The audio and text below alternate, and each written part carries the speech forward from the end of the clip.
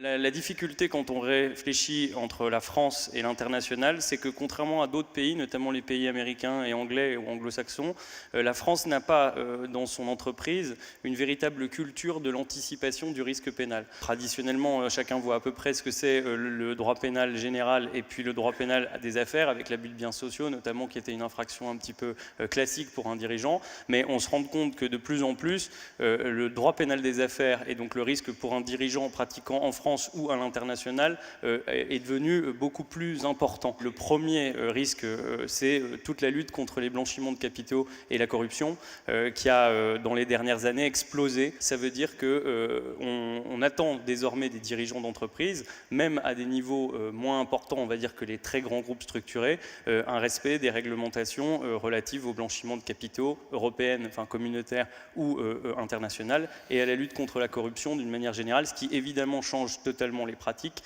Un exemple concret, la politique des cadeaux d'entreprise, par exemple, qui doit être réglementée, qui est assez difficile à comprendre et à anticiper, surtout quand on a une culture qui n'est pas celle des pays par lesquels elle nous est imposée. Et évidemment, quand on est en train de parler de lutte contre le terrorisme, on comprend qu'on fait rentrer l'entreprise et les dirigeants dans un cadre qui n'est plus le cadre ancien, on va dire, d'un droit pénal un peu soft, mais un droit pénal qui devient véritablement difficile et dans lesquels on fait appel à des pénalistes un peu plus traditionnels. Ensuite, le cas très connu pour les PME, en réalité, c'est évidemment le risque du dirigeant au titre des dangers industriels classiques, la sécurité au travail, les accidents de travail, la responsabilité du fait de ses salariés, qui est très commun. Au niveau des nouveaux contentieux, beaucoup de cas de harcèlement au travail, harcèlement sexuel, harcèlement au travail, qui sont tombés assez récemment dans le champ pénal. Deux autres domaines qui ont émergé récemment, c'est la protection des données d'entreprise et le vol de données qui a littéralement explosé, c'est la contrefaçon. Parce qu'on a eu aussi à traiter, alors dans des cas un petit peu complexes, avec la Chine, l'arrestation de chefs d'entreprise français accusés de contrefaçon. On a développé, tous les cabinets de pénalistes, une nouvelle façon de travailler, qu'on peut appeler compliance en règle générale, mais qui consiste à globalement essayer d'identifier les risques. Il y a, je le déplore, je l'ai dénoncé, un certain nombre de magistrats qui donnent dans ce que l'on appelle la justice spectacle. On en a tous les jours des exemples de journalistes qui aujourd'hui racontent sur des plateaux de télévision notamment qu'ils ont obtenu l'ensemble des pièces d'une procédure. Et donc, je ne me contente pas de dénoncer cela, je dis, puisque le thème de notre réunion c'est le risque pénal, qu'il faut alors intervenir immédiatement. Le communicant, il est sans doute utile dans une campagne publicitaire, mais dans une interface entre l'opinion publique, le juge et les médias, je pense que l'avocat est le mieux placé. C'est cette possibilité maintenant de discuter avec l'autorité judiciaire et de négocier une peine. Ce qui avait considérablement changé aussi, c'est la multiplication des accords internationaux. Par exemple, plus personne ne croit aujourd'hui parmi vous que le secret bancaire existe toujours en Suisse. Personne ne peut croire à ça. Moi, je pense qu'il est extrêmement important de consulter les avocats qui ont déjà constitué un réseau professionnel de gens avec lesquels ils s'entendent et avec lesquels ils partagent le même point de vue. Une affaire pénale, ça ne signifie pas une culpabilité. La présomption d'innocence, évidemment, existe. Mais quand on est dans la tourmente, elle commence par être médiatique, elle est possiblement ensuite judiciaire.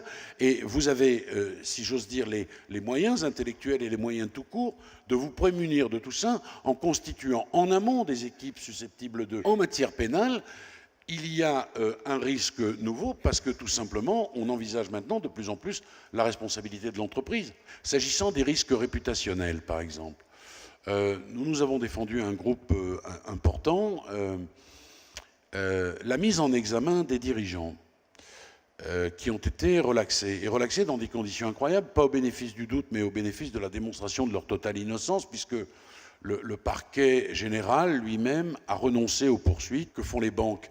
Quand elles regardent ces sites et qu'elles constatent que M. Untel est mis en examen, on freine des quatre fers, on est absolument tétanisé, les banquiers ne sont pas les plus courageux de l'histoire, et puis le type, quand il demande des crédits, on lui dit « Non, non, monsieur, vous êtes mis en examen ». Et ce respect-là, par exemple, de la présomption d'innocence, ça ne peut se faire que, me semble-t-il, par le truchement d'un avocat. Je ne peux que vous conseiller, parce qu'au fond c'est ça, et je vous l'ai déjà dit, la Constitution, mais préalable et bien en amont d'une défense pour le cas où. Le cadeau, par exemple, est un casse-tête juridique qui n'a pas encore connu de solution définitive, parce que chaque pays a sa vision du cadeau. Oui, Ah oui. Et nous, on a une affaire dans laquelle il s'agit d'une montre, oui, suisse naturellement, parce que sinon, voilà. Mais je peux vous assurer qu'on est dans une infinie complexité, enfin, et que d'un pays à l'autre, les choses sont différentes. Et très souvent, alors qui plus est dans le contexte de la francophonie des affaires, très souvent on se dit, ben voilà, on parle la même langue, donc effectivement c'est un plus. Oui. Sauf que les us et coutumes, il est important de se préparer à un management interculturel, ce dont on parlait ce matin en table ronde, mais aussi de se préparer sur les bonnes pratiques, l'état d'être, parce que très souvent, d'ailleurs, en France, on confond instruction, intelligence, éducation. Je pense que de la partie éducation, le savoir-être dans un pays et l'intelligence du cœur, se mettre à la portée des gens, c'est hyper important, parce que l'instruction sur place là-bas n'a pas tout à fait la même chose dans certains pays, et il faut s'adapter.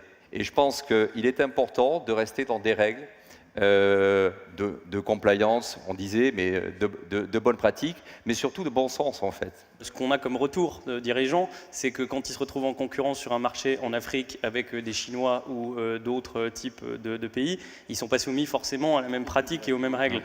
Donc en l'espèce, il y en a qui se privent moins que d'autres pour offrir des montres ou autre chose.